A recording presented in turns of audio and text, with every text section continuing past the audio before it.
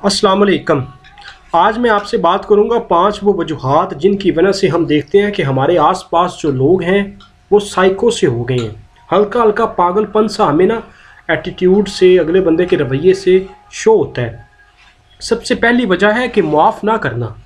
जब इंसान एक दूसरे को मुआफ़ नहीं करता तो उसके दिल जो है ना वो सख्त हो जाते हैं। हज़रत अली का एक कौल है कि 2 चीज़ों का जो सवाब है ना वो तोला नहीं जा सकता।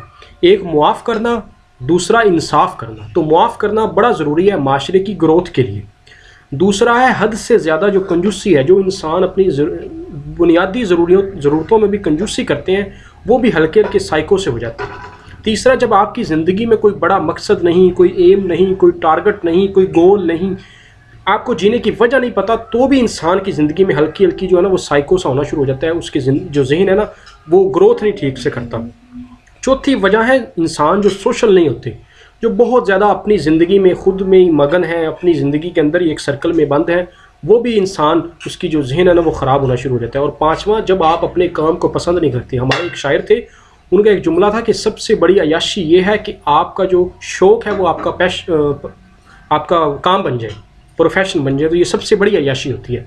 तो ये 5 वजूहात हैं जिनकी वजह से एक इंसान है ना वो साइको से हो जाते हैं, पागलपन सा आ जाता है रवैये में। अगर हम इन चीज़ों को अपनी ज़िंदगी से निकालेंगे तो हमारे रवैये अच्छे हो जाएंगे। आपके वक़्त का बहुत शुक्रिया।